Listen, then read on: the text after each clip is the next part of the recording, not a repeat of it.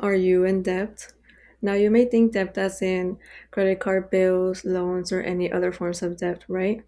However, many of us are going through a different type of debt, which is sleep debt. Not getting enough sleep can have a serious cause of our mental and physical health. And the title of my presentation is called The Power of a Good Night's Sleep by me, Ruby Reese. And this is my statement. Although many people overlook the value of a good night's sleep, getting a good night's sleep is essential because it helps us stay focused, productive throughout the day, supports healthy brain function, and reduces the risk of many physical and mental health problems. The credibility and relevance, sleep affects nearly every aspect of our daily lives, from our ability to focus in class to our long term health. Through peer reviewed research found in PubMed, I will explore what sleep is and why it's important, examine the consequences of sleep deprivation, and discuss practical strategies for improving sleep quality. Now, moving on, we're going to talk about the definition of sleep. So, what is sleep? Sleep is a crucial biological function that allows our bodies and minds to rest and heal so we can be prepared for the challenges ahead each day. It's the time when a person's body is inactive, eyes are closed, and consciousness is not strong. It's called sleep. So there are four so the sleep cycle has four parts, which the first three stages are non-rapid eye movement, which is non-REM sleep, while the fourth stage is the rapid eye movement, which is REM sleep. And many older adults do not go through the fourth stage, which is which is REM sleep. However, many teenagers go through all stages of sleep. And sleep is a natural state in which the mind and the body becomes less responsive to the surroundings environment, allowing the body to rest and recover.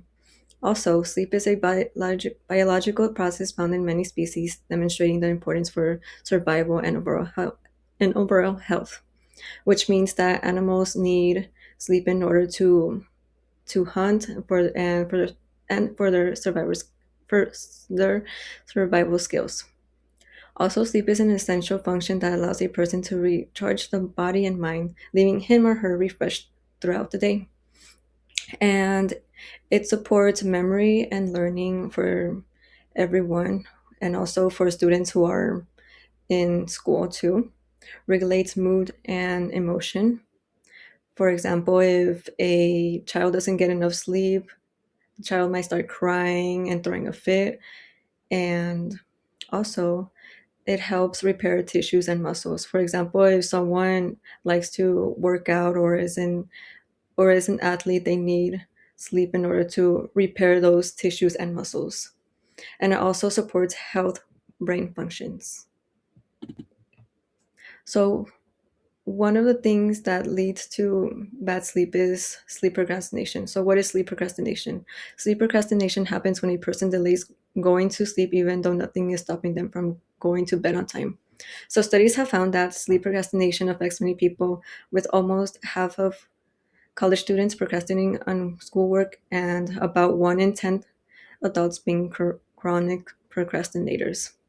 So it doesn't always happen to college students, but also in adults too. And bedtime procrastination is a common problem that can lead not to getting enough sleep, which is why I point out that sleep procrastination is a huge thing that leads to bad sleep. And also, people struggle with self control and managing their behavior are more likely to put off going to bed. So, the consequences of sleep deprivation. Not getting enough sleep can make people more tired and less aware of their surroundings, increasing the risk of accidents and injuries.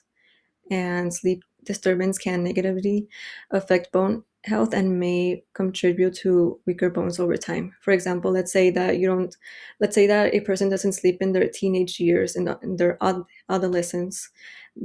Later on, when they get older, they might have weaker bones when they're 65 and older. And also irregulator irregular sleep patterns and insufficient sleep have been linked to a variety of health problems that include health, metabolic, hormone, and neurological disorders, which can which means that it can cause anxiety, stress, depression, and even can lead up to suicide. And there are many ways to improve sleep. For example, you can maintain a consistent sleeping schedule.